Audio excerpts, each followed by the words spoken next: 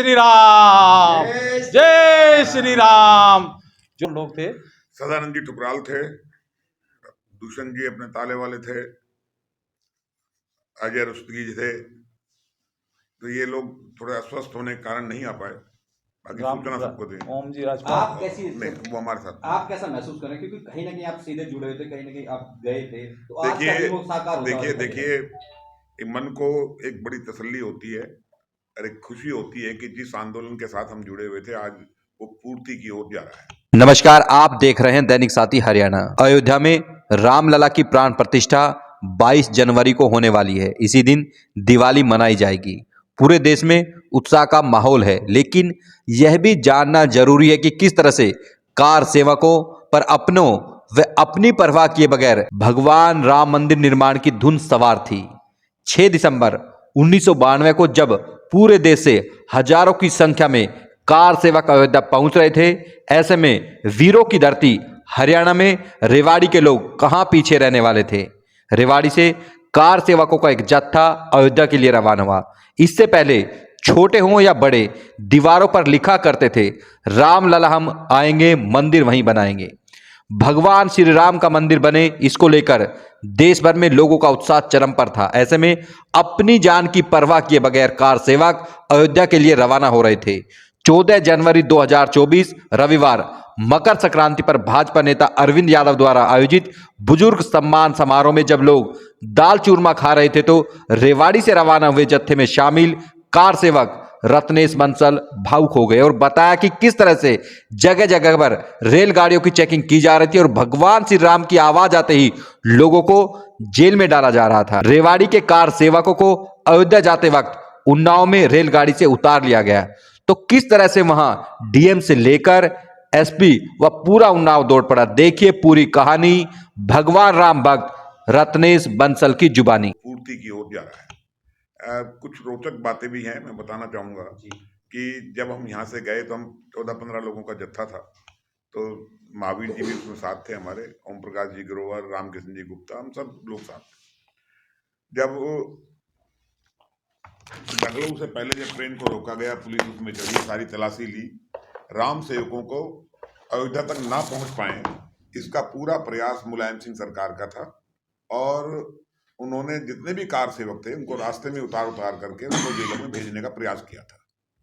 जब हमारे डब्बे में वो लोग चढ़े और उन्होंने सब देखा तो वो नीचे उतर गए, उनको देखा कि शायद ये राम सेवक नहीं है। लेकिन हमारे जत्थे में एक ऐसा उत्साही कार्यकर्ता गोपी राम, उसने जो है कहा कि भाई देखो, तुमको कुछ मिला ऐसे ही परेशान करने आ जाते हो, बोलो जय श्री राम। तो जैसे ही उसने ये कहा कि जय श्री राम, तो ये कार सेवक है, उसको पकड़ के नीचे उतार लिया।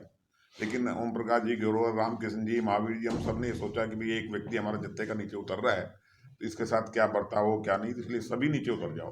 प्लानिंग यही थी शुरू से कि एक व्यक्ति पकड़ा जाता है, पूरा जत्था उतरेगा, अकेले को नहीं छोड़ना है। तो हम सब लोग नीचे उतर गए और हमको एक अस्थाई जो है कोर्ट कोई बनाई हुई थी, जज बैठाए हुए थे, वहां हमको ले गए, सबके नाम पता लिख करके, और फिर हमको उन्नाव जेल के अंदर भेज दिया। उन्नाव जेल में लेके गए तो वो ओवरलोड थी, फिर हमको एक कॉलेज के अंदर ले गए।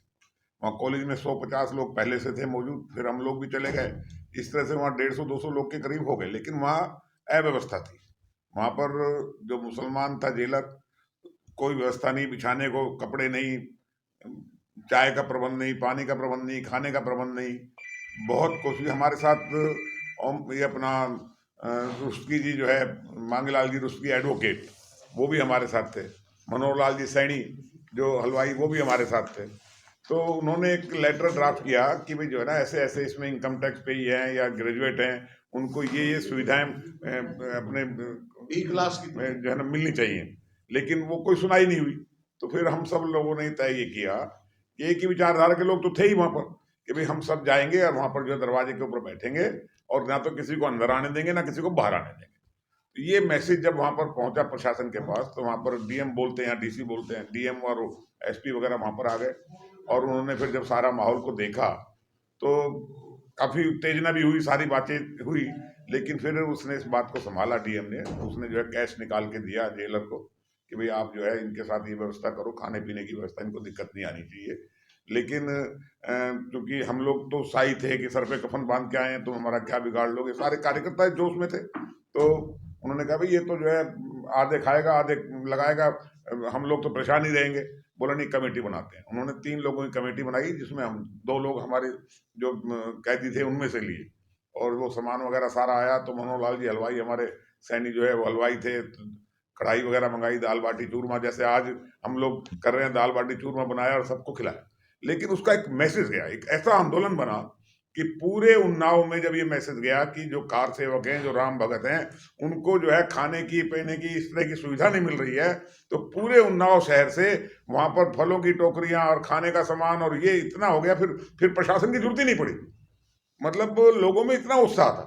ये जो राम के प्रति जो आस्था है, जो भावनाएं हैं, वो उजागर होती हैं। उससे दिखाई देता है कि हम लोग कितने जो है ना, ये तो 500 साल का कलंक जो है ना वो धोया है। और ये तो मोदी जी का कमाल है, जिस प्रकार से अयोध्या को नहीं, पूरे विश्व के अंदर आप एक बात देखिए कि आज 70% से ऊपर मुसलमान भी इस भावना के साथ जुड़ चुके हैं कि ये राम मंदिर बनना चाहिए था, इस पे नाजायज कब्जे हुए हैं।